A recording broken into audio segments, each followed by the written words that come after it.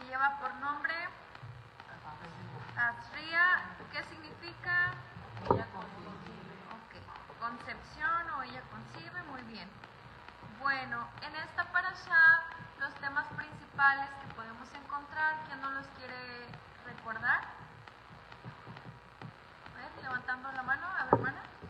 Pues lo más importante que podemos ver ahí es acerca de la purificación de las impurezas en el parto, si es un varón, si es una niña. También algo importante es acerca de la enfermedad de la lepra, que por qué venía a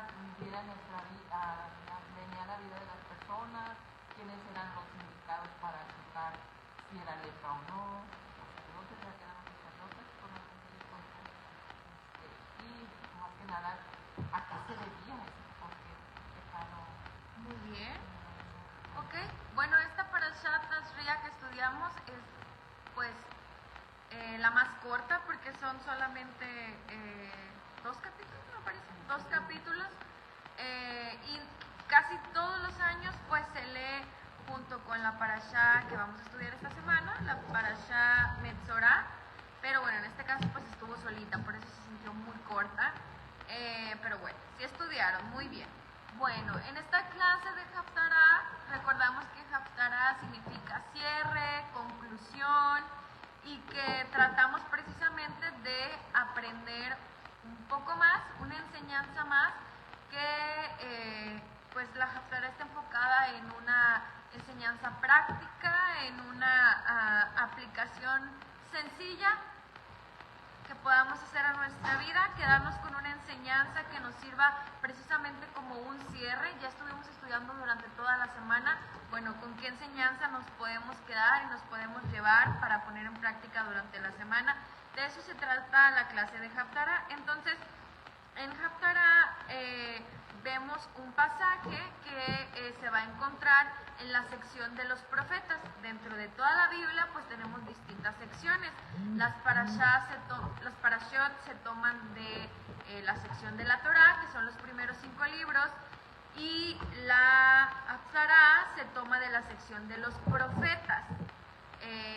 Y aquí pues hemos visto distintos, ¿no? En esta ocasión nos toca estudiar un pasaje que se encuentra en el libro de los Reyes, en Segunda de Reyes, propiamente el capítulo número 5, es lo que vamos a estudiar. Empieza desde el capítulo 4, verso 42 y hasta el capítulo 5, verso 19. Y estas a veces pues pudieran parecer historias pues totalmente distintas o aisladas, pues para este entonces ya pasó mucho tiempo a veces de lo que estamos viendo en Torah, pero pues siempre va a haber una conexión que tratamos de descubrir. A veces la conexión es muy clara y a veces hay que echarle un poquito más ahí de coco, pero la de hoy yo creo que está muy muy clara. Entonces, para que tengan sus Biblias ahí abiertas, otra vez, Segunda de Reyes, capítulo número 4, a partir del verso 42 y hasta el verso 5, 19.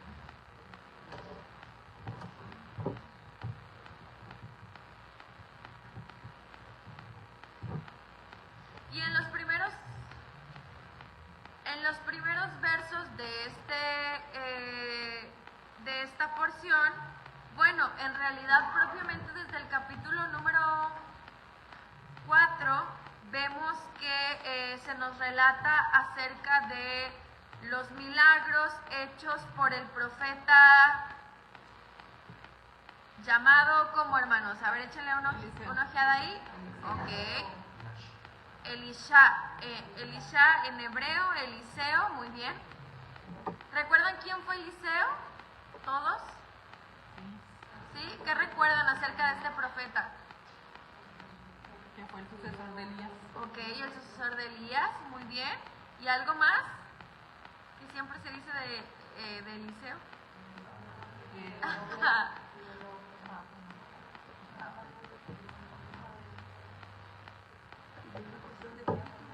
una doble porción, ajá, doble porción del espíritu de Elías. Es lo que sabemos acerca de él, por algo por lo que se conoce. Y a veces no profundizamos tanto en estas palabras, pero de Elías sí pues hablamos que fue un gran profeta y cómo él era un hombre pues muy celoso. Hemos hablado mucho de Elías, de Eliseo creo que no tanto, no que yo recuerde hemos hablado acerca de él, pero bueno, es importante recordar esto para poner en contexto quién era él. Y como les decía, en el capítulo número 4 se hablan acerca de algunas señales que Eliseo hizo. Generalmente los milagros que están registrados del profeta Eliseo son milagros a favor de ciertas personas que tenían características, por ejemplo, pues mucha necesidad. Por ejemplo, algún milagro que recuerden acerca de este profeta, uno pues muy famoso.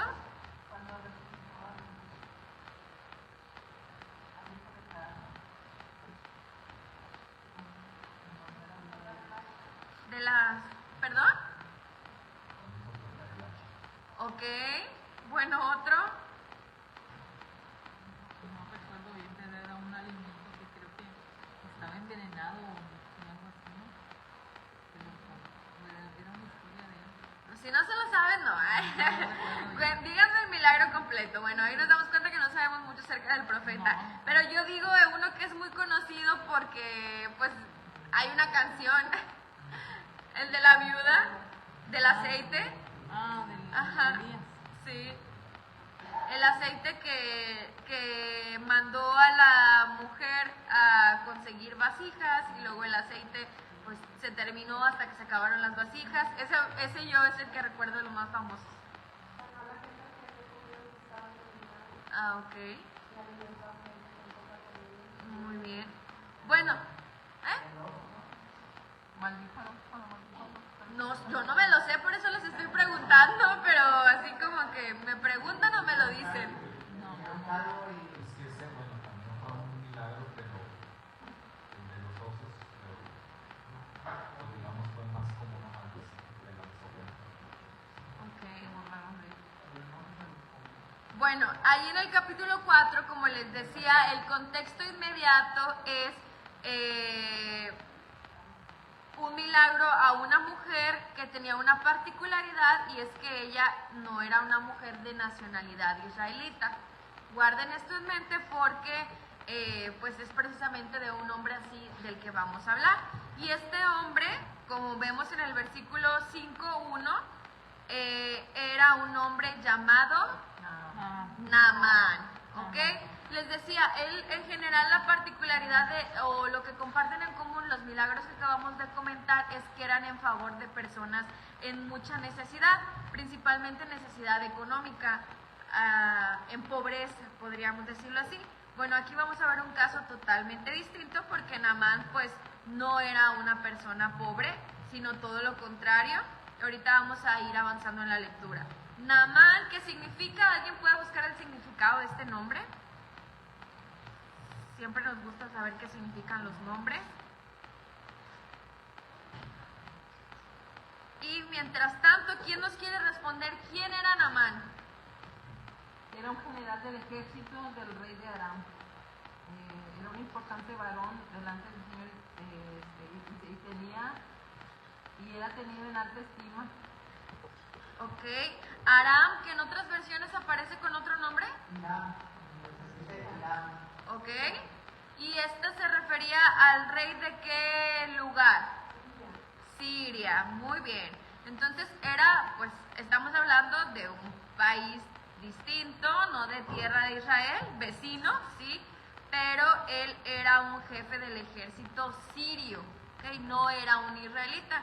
Y el caso que vamos a ver el día de hoy podría entrar perfectamente en los casos que estuvimos estudiando de personas extranjeras que conocen o reconocen a Elohim. Los casos que estuvimos viendo en evangelismo en tiempos de persecución, este pudo haber sido un ejemplo. Entonces, bueno, vamos a aprender más acerca de su historia. Naamán, un jefe del ejército sirio, y dice ahí la nota que era un hombre importante para el rey de Siria. ¿Y por qué era tan importante, hermanos? En general,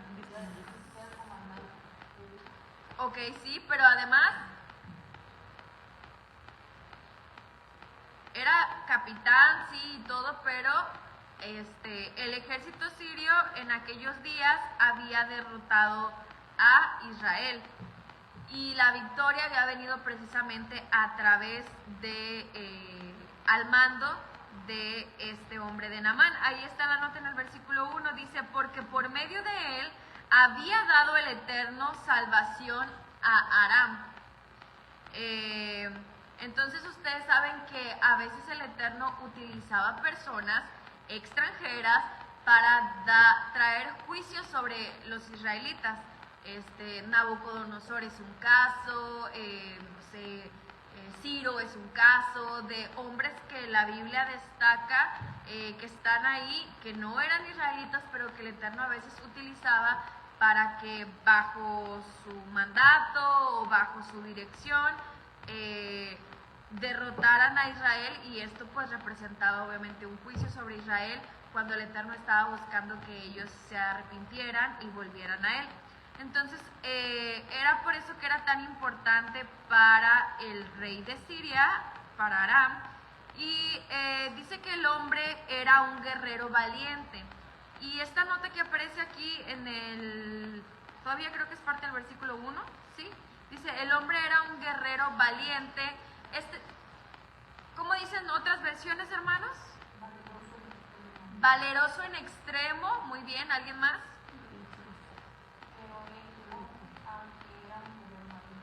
Un guerrero valiente, valeroso en extremo. Bueno, estas palabras que estamos viendo aquí solamente son aplicadas a personajes como por ejemplo Gedeón. A hombres así son llamados en el hebreo, veríamos los mismos títulos que están aplicados aquí a Naamán. Entonces esa es una nota importante porque solamente esos hombres así con el temple como Gedeón, entre otros que estuvimos viendo, ¿no? Jueces, guerreros de Israel, tenían o son mencionados en las escrituras bajo estas palabras como valeroso en extremo, un guerrero valiente, poderoso. Sí, porque olvidé ahorita exactamente la palabra, pero es la que habíamos visto que viene de Gibor, que es un atributo de Elohim. Él es el poderoso, el fuerte, el valiente. Y de esta palabra se derivan las palabras como Geburah, me parece que es fuerza o fortaleza, y una palabra que se aplica del lado femenino a las mujeres, a las que son madres, y del lado masculino solamente a cierto tipo de hombres valientes, armados, muy poderosos, como un ejemplo les decía Gedeón, y en este caso aquí Naamán también es llamado por estas palabras. Bueno, él era así, un hombre poderoso, pero ¿qué tenía, hermanos? Lepra, traduce aquí las escrituras. Y entonces yo creo que aquí ya podemos encontrar la conexión con la porción que estuvimos estudiando durante la semana, la porción Tazria, que aquí la conexión va a ser pues la lepra, como es traducido al español. Sabemos que allá en la porción Tazria la palabra correcta o el término hebreo más bien sería, ¿cuál, hermanos? ¿Se lo aprendieron? La palabra hebrea para lepra, Sarad, muy bien, ok, Sarad. Y era, como ayer estuvimos definiendo en el estudio de ayer de la apertura de Shabbat, era un juicio que venía sobre las personas y venía a causa de qué pecado, hermanos? De la Shonjara. De la Shonjara, ok. ¿Qué es la Shonjara para quien no sabe? Muy hebreo. La lengua, no sé. Maligna, mentirosa, ok. Chismosos, ok. Bueno, hermanos, muy bien. Todos dicen pues que venía a causa de esto, pero si vamos a la raíz en sí, ¿cuál creen ustedes que es la raíz de una persona que habla pues negativamente de otra persona. Envidia. Ok, envidia, ¿alguien más? ¿Por qué? ¿Qué llevaría a una persona a hablar mal de otra? Dijeron aquí la envidia, ¿algún otro pecado? Rencor, ok. Codicia, ok. ¿Alguien más? Ok, puede ser. ¿Qué más? ¿Qué más se les ocurre? Odio, ok. Muy bien. Frustraciones, ok. Ira, coraje, todo eso. Amargura, dice la hermana Amargura. Poli. Ok, les está faltando una. Una que la misma escritura dice que es la raíz de otros pecados. No. No. Avaricia. No. Bueno, está relacionado. Un pecado, un pecado favorito de alguien también. La soberbia, la vanidad. Esa, de acuerdo al judaísmo, la raíz de la Shon Hara es la soberbia. ¿Ok? ¿Y por qué, hermanos? A ver, vamos a explicar esto. ¿Cómo lo podemos entender?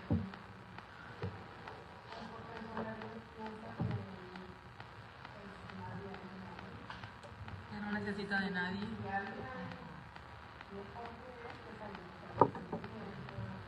Ok, muy bien. Así es, una persona soberbia se cree superior a los demás, a sus semejantes.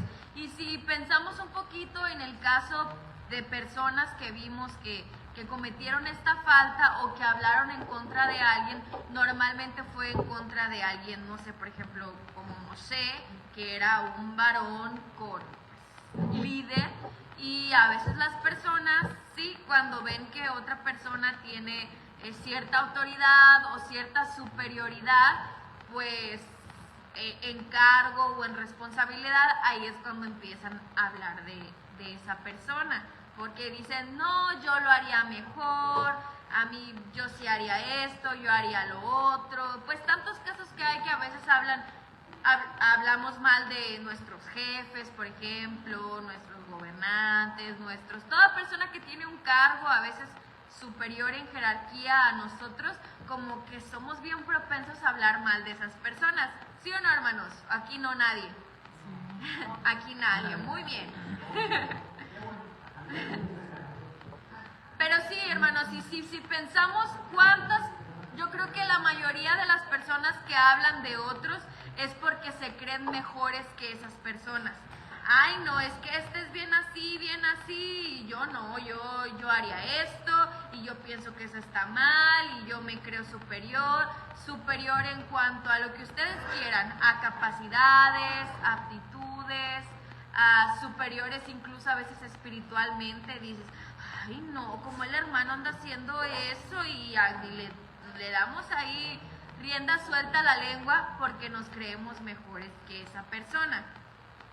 Entonces, cuando tú te sientes superior y ves a los otros como inferiores, esa es la raíz de la Shon Hara. ¿Estamos de acuerdo? Bueno, así es como lo explican dentro del judaísmo. Entonces, bueno, con esto en mente, este pecado, vamos a ver que entonces dice que,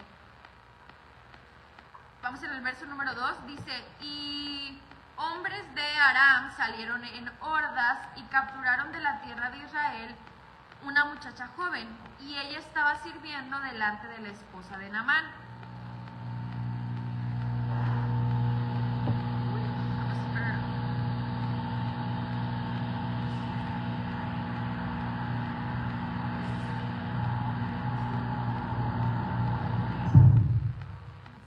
Vámonos. No se asusten.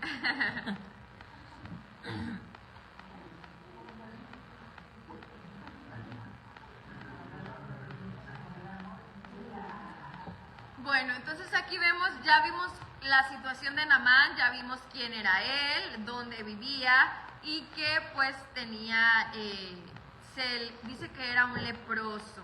Entonces aquí aparece en el verso número 2 una muchacha de nacionalidad israelita. Ella sí era israelita y estaba sirviendo a la esposa de Naamán, y ella le propone una solución a su lepra. ¿Y cuál fue esa solución? ¿Qué le dijo? El profeta de ¿Ok? Shomron. Al profeta que en Samaria, ¿ok? ¿Por qué en Samaria? No lo mandó a Jerusalén, ¿verdad? Pero vamos a entender el contexto histórico. ¿Por qué lo manda a Samaria? A ver, ¿quién nos quiere recordar? Si Samaria era otro lugar, ¿por qué en Samaria? Samaria se había convertido en la capital del reino del norte, ¿verdad? Vamos a ubicarnos en este contexto histórico donde pues ya las tribus se habían dividido y entonces Samaria se había convertido en la capital del reino del norte. Entonces ahí era donde estaba el profeta Eliseo, ¿ok? Por eso lo envía a Samaria. Si teníamos la duda de, oye, pues ¿por qué lo mandó para allá? Bueno, es por eso. Entonces le dijo que fuera con el profeta.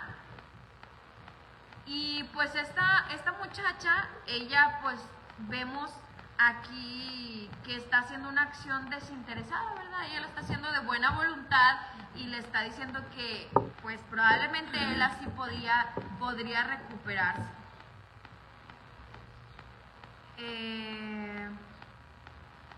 Y entonces, ¿qué hace Naamán? Él va con su rey, el rey que ya dijimos que lo tenía como un hombre pues en alta estima, y porque esto era como que algo que se tenía que arreglar entre reyes, así lo vieron, no era como que él pudiera ir directamente o algo así, o así lo sintió él.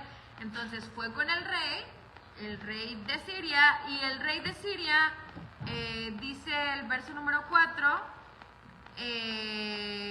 verso número 5, dijo el rey de Aram: anda, ve, que yo enviaré una carta al rey de Israel.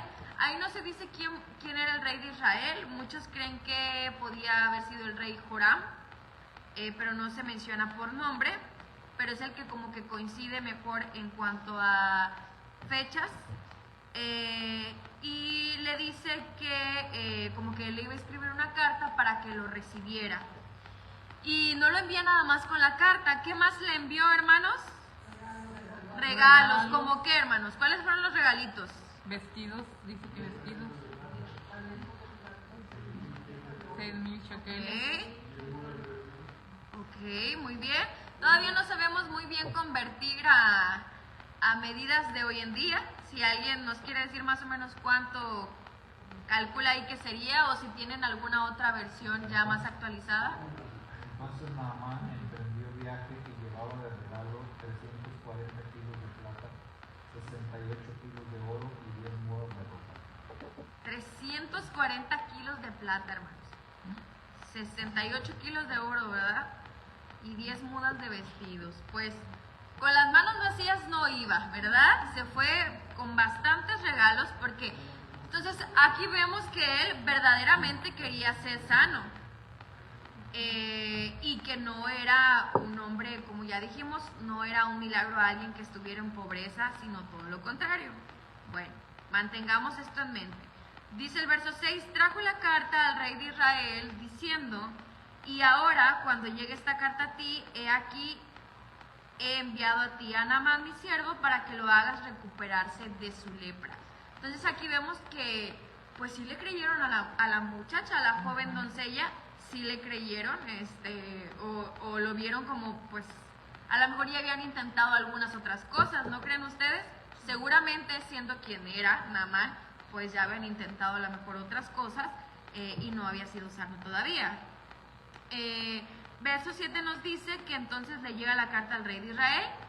Ya dijimos, no sabemos exactamente por nombre, se cree que pudo ser el rey Joram. ¿Y qué hace el rey de Israel, hermanos? Verso 7. Rasgó sus vestiduras. Ok. Y se cree que muchos dicen que fue el rey Joram porque dicen que era un rey muy negativo, pero muy negativo. Si ves su historia, que pura negatividad con ese hombre. Entonces aquí pues vemos que lo toma como algo negativo y dice: ¿acaso Dios soy yo para matar o para hacer vivir? que me envía pidiendo recuperar a un hombre de lepra.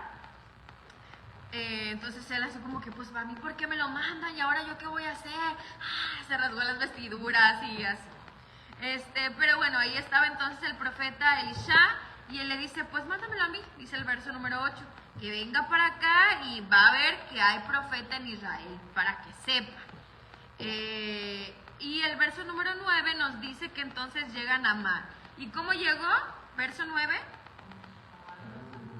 Caballos y carros, dice ahí, carros de guerra, algunos otros dicen carruajes, y se paró a la puerta de la casa de Elisha, del profeta Eliseo. ¿Y cómo se imaginan la casa del profeta Eliseo? ¿Sería una casa lujosa? No, ¿verdad? Normal, algo normal. Y él, imagínense ahí llegando con carros y carruajes y sí, imagínense como si llegara a nuestra casa ahorita así un Lamborghini así allá afuera. Entonces así llegó el Naamán, este hombre. Bueno, vamos a continuar. Entonces estábamos en el verso número... ¿Cuál íbamos, hermanos? En el 14, ¿verdad? En el verso 14 vemos que se restableció y les decía que pues surgían diferentes preguntas. Si esto podía ser Sarat o no, porque pues para la época en la que estamos hablando aquí ya había pasado mucho tiempo desde los tiempos de Moshe. Y también me sorprendía que este juicio del Eterno pudiera venir contra alguien que no era pues, propiamente israelita. ¿Ustedes qué piensan, hermanos? ¿Qué creen? ¿Si era Sarat o no era Sarat? ¿Sí? No, yo creo que sí.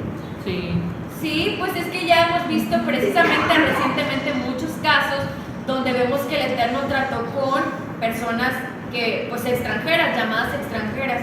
Y les decía, incluso este mismo capítulo, en el contexto inmediato, vemos que pues hay milagros a personas que no eran israelitas.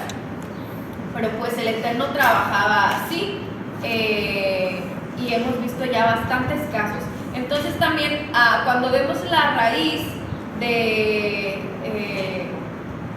pecado y vemos la actitud y todo de Naamán, pues también podemos confirmar que pues, sí era Sarat. A lo mejor ya no venía, o quiero pensar yo que este juicio ya no era como algo que atacara a cualquier persona, pero a lo mejor a personas específicas con las que el Eterno quería trabajar directamente, a quienes el Eterno estaba buscando y llamando, como hemos aprendido, pues sí podía ser a través de este juicio, como en este caso.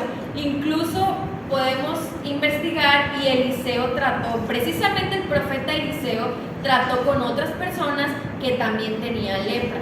Y hay incluso una mención en el Nuevo Testamento, en palabras de Mashiach, en Lucas 4, verso 27 me parece, cuando está hablando de sí mismo, como de las señales que él iba a hacer. Bueno, yo aquí no lo tengo, pero a ver, ayúdenme a buscarlo. Lucas 4, creo que es a partir del verso 25 y hasta el 27, si me ayudan a buscarlo. Ahí hay una mención de Naamán.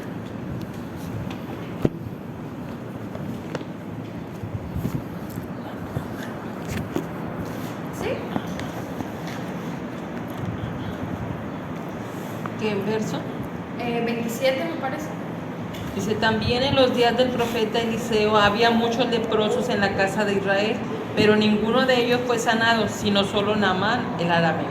Ok, ahí dice muchos en la casa de Israel, pero ninguno fue sanado sino Naamán. Y Naamán vemos que no estaba dentro de la casa de Israel, según vemos acá.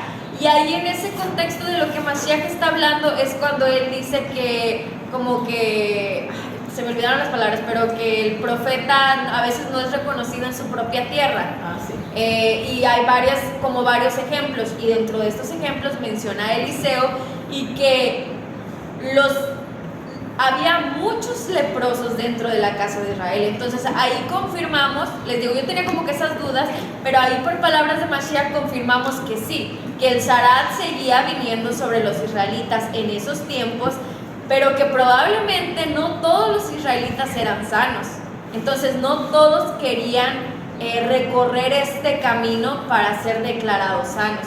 Esta semana aprendimos el proceso y que el sumo sacerdote iba y lo examinaba, pero qué tal que había personas que se quedaban así, hermanos, y es que podía ser, porque como ya vimos, este era un proceso en donde las personas tenían que arrepentirse, y por eso les decía que dentro del judaísmo dicen que el pecado es la altivez o la soberbia, porque no había nada que te hiciera sentir más inferior que esto que te sucedía.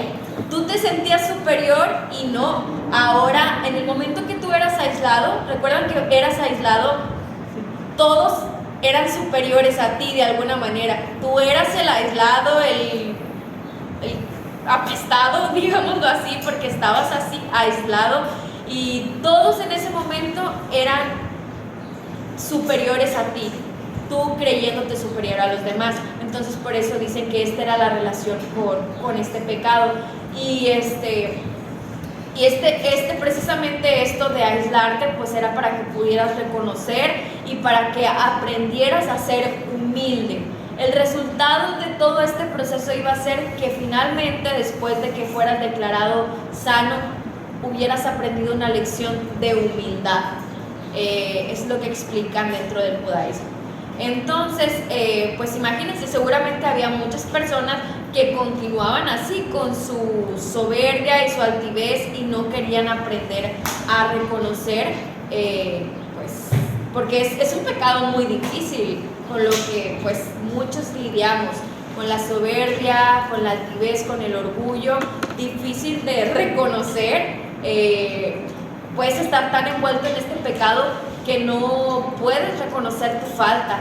Entonces, si no recorrías todo este proceso de arrepentirte, hasta ser restaurado completamente, pues podía ser que te quedaras así. Entonces aquí vemos que el Mashiach les dice, había muchos leprosos en la casa de Israel, pero Naamán fue salvo, o solo Naamán fue salvo o sanado. Entonces, con esto podemos aprender que el Eterno sí utilizaba a veces personas inesperadas o incluso extranjeras de otras nacionalidades para dar una lección a los mismos israelitas.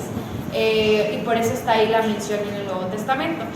Bueno, pues regresamos acá y vemos entonces a partir de verso número 15, el cambio en la vida de Naamán.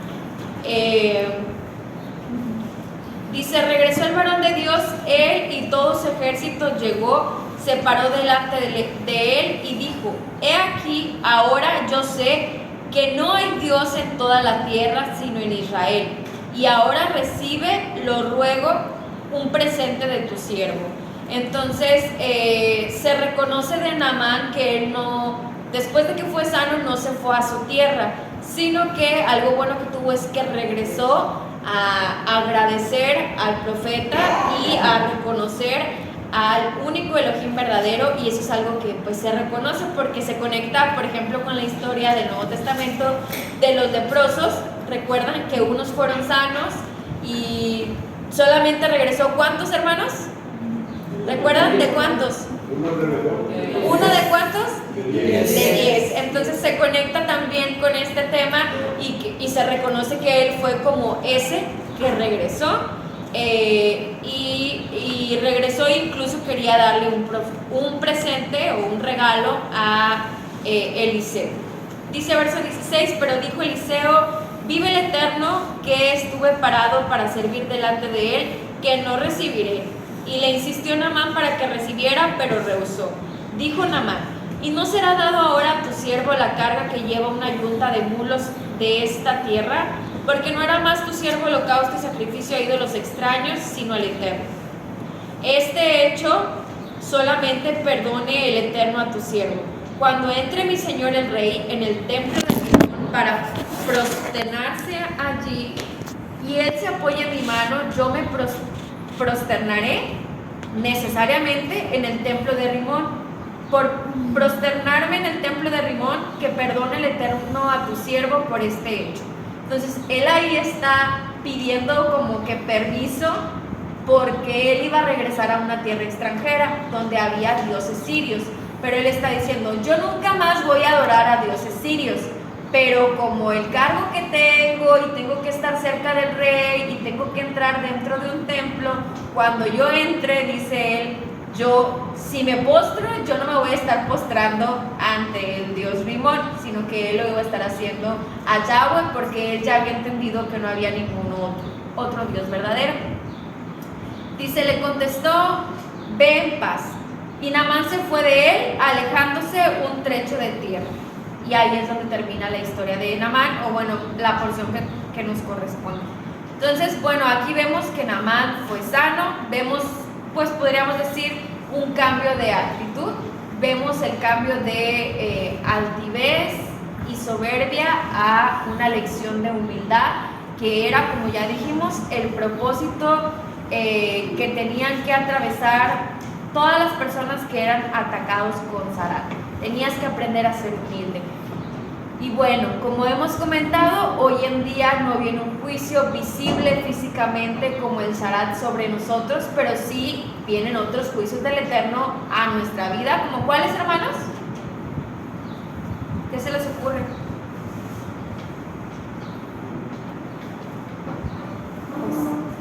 Puede haber muchas consecuencias de estar haciéndolo mal. Si hablamos específicamente de este pecado, pues va a haber siempre consecuencias de estar cometiendo el pecado de soberbia o de orgullo. Y el Eterno de distintas maneras puede tratar con nosotros para darnos una lección de humildad. Recuerden que el Eterno humilla a los soberbios y enaltece a los humildes. Entonces el Eterno va a enseñarnos acerca de la humildad a través de lecciones específicas, quizá a cada uno de nosotros. Y pues ese es el mensaje. Esa es la lección de hoy. El seguir analizando. Ahora siempre tratamos de analizar algo, ahora vamos a analizar cómo andamos en esa cuestión, ¿sí, hermano? Ahí es que se me ocurre lo que preguntó, que no hay una letra física, creo que todo era algo espiritual. La forma en que Dios nos puede disciplinar ahí es aplicando lo mismo que aquí, cuando decía, chécate en el sacerdote, si quieres te van a encerrar. Quiere decir que vas a estar aislado espiritualmente del Eterno, de tus hermanos, y eso yo lo que te ha pasado. Cuando alguien actúa de esa manera, se aísla, la gente ya no quiere estar juntada. Mujer que levantó un chisme, un román, que hizo todo un show, y que ha aislado automáticamente. Ahí tienes, si tú eres el leproso, tienes que atender, ir ante Dios, Señor, ¿qué onda? Ya estoy limpio, no sabes que no, o sea, seguir los mismos pasos que hacen leprosos si has caído en ese pecado. O sea, así lo yo creo que, aunque no sea físicamente, creo que sí hay una consecuencia. Sí, el Eterno siempre va a seguir tratando con nosotros de distintas maneras, de una manera personal y de distintas, quizá no va a tratar de la misma manera con unos y con otros, pero el Eterno quiere que sigamos aprendiendo lecciones de humildad, y eso era el Zarat, de eso se trataba hasta ser restaurados. Y pues no nos queda más que analizar cómo andamos en esas cuestiones, todo lo que se refiere a orgullo, qué tan fácil es para nosotros. Podríamos hacernos muchas preguntas, como cómo andamos, en cómo nos sentimos respecto a nuestros semejantes. Me creo mejor, cuando me cuentan algo tiendo a juzgar y a sentirme superior. He hablado mal de esta persona o de esta otra persona, veo primero mis errores antes de juzgar a otro. Muchas cosas, ¿no?, que podríamos analizar, en las que podemos meditar y pues seguir practicando la humildad, que es pues el antídoto perfecto, ¿no? El ser humildes. Mashiach nos enseñó también a ser humildes. El Eterno hace muchas menciones de la importancia de la humildad.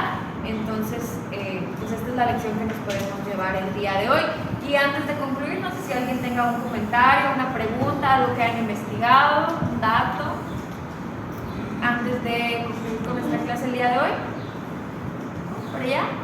¿Algo que nos haya faltado? Hermana Ley, es que siempre luego trae datos. Pues nada más, sí, siempre el dato de que la lepra, aparte de lo que ya estudiamos, Sí. también provocaba falta de sensibilidad en las áreas afectadas y que incluso también te afectaba mucho las vías respiratorias. Y bueno, que hasta 1940 creo que sí, se obtuvo el primer tratamiento contra esta enfermedad. Pero sí, o sea, como bien dices, si lo vimos en el sermón, yo creo que también el Eterno trata con cada uno de nosotros así individualmente, según sea nuestro talón de Aquiles, ¿no? O sea, en lo que más fallamos, en lo que batallamos, yo creo que trata personalmente. Y así como Naamán tuvo esa oportunidad, volvemos a ver, yo comentaba ayer, ¿verdad?, que él trató este problema con las personas a quien las reprendió con mucha misericordia. Entonces él igualmente tiene esa misericordia con nosotros de que nos da la oportunidad, ¿verdad?, y nos da las formas, las personas que nos aconsejan, que nos acompañan en esta oportunidad de purificarnos cada vez más para Él. O sea, nos da todo bien fácil, como vemos en el sermón. Entonces, pues solamente es luchar contra nuestro propio ego y querer realmente obedecer con humildad, como finalmente Naamán lo hizo, pero porque hubo consejeros y hubo un proceso, ¿verdad? Entonces, Y hubiera podido decidir no hacerlo, porque Sí, pues esa era la parte que a él le tocaba. Ya habían intervenido personas, ya había intervenido la muchacha, ya había intervenido el rey que envió la carta, los siervos, pero aún así pudo haber decidido no hacerlo. Pero bueno, finalmente lo hace y es donde vemos que siempre nos toca a nosotros hacer una parte. El Eterno nos da los medios y las herramientas para nuestra santificación. Él nos ha dado su palabra, nos ha dado pues otras herramientas, la oración y todo lo que necesitamos para estar cerca de Él, pero nosotros tenemos que hacer nuestra parte en este proceso. Entonces, ¿sí, hermana? Yo también creo que la parte que nunca debes de menospreciar a las personas, porque en este caso, él siendo el general, pudo menospreciar la sugerencia de la esclava y de ahí vino su sanidad, su respuesta. Y a veces nosotros también podemos ayudar a alguien dando una recomendación, una sugerencia que le va a traer la sanidad a alguien más, porque a veces, por ejemplo, hablamos de los médicos, hizo esto, tomó tal cosa, o fue con tal doctor, y ese doctor fue el que vino a ayudar a esa persona, ¿verdad? Por conocimiento que tú tienes, compartirlo con los demás y ayudarnos a Yo creo que sí es parte muy importante eso de la historia y del pecado que Naamán pues tenía, que haga la mención que fue una muchacha esclava la que interviene, y luego acá también fueron sus siervos los que lo ayudaron también, y luego también el que sale a darle lo que había dicho el profeta pues también es el siervo de Eliseo. Entonces ahí están los siervos que podrían ser considerados como personas inferiores y él con un cargo pues superior, los que son claves en esta historia. Pues muy importante lo que la hermana dice. Hermano Lugo, ¿había levantado su mano?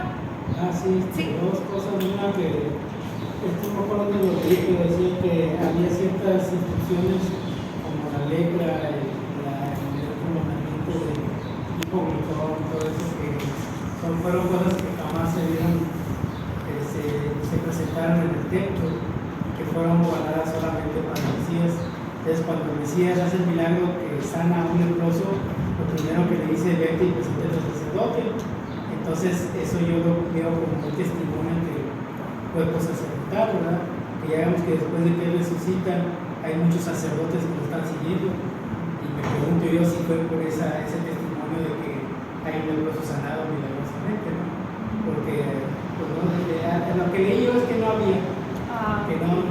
había ese caso de lepra perseguido. Y la otra cosa que me llamó la atención es que la lepra es que mencionan se le pega a las casas y la ropa, y es algo yo no he visto ni una enfermedad que se le pegue la ropa, o sea, una viruela, no he visto que se le pegó y se le quedó y te lava y sigue ahí, es bien rara, ¿no? Sí. Pues no sé si sea la misma lepra a la que se refieren los médicos, que puede sea otro tipo de lepra. Sí, yo creo que la que se ve en el día de hoy pues es distinta, ¿no? No sé en qué momento termina o cuál es la historia, no sé, el pastor nos puede explicar más esta duda, por qué es diferente o en qué momento terminaría este tipo de afección. Pues la lepra bíblica es más de carácter espiritual, o sea, es claramente una enfermedad de origen espiritual y Pero tendría un momento en el que hasta este momento iba a dejar de aparecer o reservada para cierto tiempo, no sé. Probablemente sí en los tiempos de los templos, porque es hasta ahí, es hasta donde vemos casos así. Ya a partir de después de que desaparece el segundo templo ya no hay registros de Zarat propiamente. La lepra de hoy es muy diferente. Y la lepra o sea, los leprosos que son mencionados, por ejemplo, en el Nuevo Testamento, que Mashiach sanó, ¿serían casos específicos o sería algo distinto? No, o sea, era parte de... Todavía entraban hasta el tiempo de Mashiach. Okay. O sea, se cumple el ministerio mesiánico, desaparece el templo y también el Zarat ya no se presenta. Porque el Zarat es un estado de impureza ceremonial, o sea, tenía que ver con el templo, tenía que ver con el santuario. Ya no había santuario, ya no había Zarat. Muy bien. Hermana, ¿qué es? Que ahora en la pandemia hubo brotes de lepra, entonces al mismo tiempo de la pandemia había noticias de que la lepra había, pero no sé si sería la misma que la que empieza. Bueno, probablemente al estar tan cercano el regreso del Mashiach no sería raro. O sea, no sería raro que empezara a haber casos de lepra bíblica, de Zarat.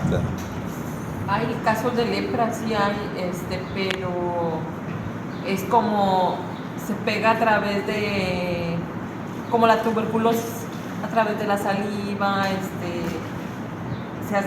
son como unas llaguitas blancas, como piquetes de zancudo podemos decir, pero sí la piel como que se muere, donde te van saliendo las llaguitas, pero tiene cura. Lo tratan los mismos que tratan la tuberculosis tratan la lepra. Ahí en el centro de salud así se maneja, porque sí hay casos. Sí, son distintas, pero probablemente, como dicen, yo creo que sí, previos al regreso de Mashiach vamos a empezar a ver pues muchas cosas de las que las escrituras nos hablan, que son parte del ministerio mesiánico, son partes de las profecías que Mashiach iba a liberar a los cautivos y hacer todas estas cosas. Yo creo que también entra dentro de sanar a personas con Zarat, y hay mucho significado dentro de lo del Zarat. Sí, tal vez no recuerden, pero dentro del libro de las buenas nuevas del COVID del rabino Shapira hay un capítulo destinado precisamente a hablar acerca del Zarat de una manera simbólica y cómo se relaciona con la redención, los tiempos finales, el tema del octavo día, de los milenios. Es bien profundo la profecía que hay respecto a lo que se refiere al Zarat y todo esto de los días de purificación y el de Milán. ¿Sí, hermano? Las grandes enfermedades que realmente tienen su origen en el tema espiritual. La mayor parte de las enfermedades vienen de problemas en el espiritual o en el psicológico, porque todas las enfermedades están relacionadas, así como en el tiempo de Eliseo recibió su recompensa también. Se fue Eliseo y al decir varios kilómetros, un kilómetro, fue y buscó el favor que no quiso él, que no quiso Eliseo. ¿Qué fue lo que pasó al tiempo de Eliseo? Se le pegó la lepra. Así también, cuando ustedes vean que alguna persona se está atacando a algún espíritu de dentro, si no son salvos, se ríen, porque se le va a pagar a ustedes. Y eso lo tenían hace unos 20, 25 años. Y todas las enfermedades, la mayor parte de las enfermedades tienen raíz en nuestro espíritu, en nuestro sistema inmunológico, en el ADN, porque es algo más allá. La lepra antigua tiene que ver con cosas espirituales. Generalmente tiene un problema espiritual y se dan enfermedades. Y también es ahora, nada más que ahora no lo relacionan con eso.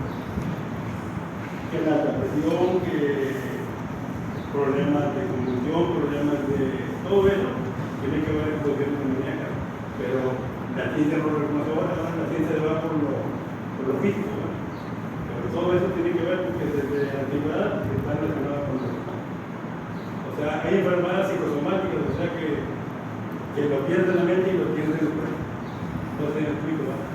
Es algo relacionado. Y a veces pensamos que el cielo y la tierra son diferentes, pero son uno iguales. Nada más. Si hay algo aquí, hay algo allá. Si hay vida aquí, hay vida allá. Nada más que es como una fotografía del cielo. A veces quiero buscar el cielo y no la llaman la tierra, porque lo queremos encontrar el cielo. Así la gente dice, no, hasta que le veas el cielo voy a salvarme. No, ya está salvo ahorita. El problema es que tú no quieres ser salvo. Y eso viene relacionado con la lepra. Todo lo que curó Jesús, curó el profeta Eliseo, curó todos los profetas que curaron esto, se volvieron a Dios. La mayoría de ellos regresaron a Dios. Bueno, hermanos, pues así concluimos el día de hoy con nuestra reflexión del día de hoy acerca de la Haftará. Esto ya no es parte de la porción, pero al final del capítulo vemos que por ahí aparece un hombre que es Gehazi, que él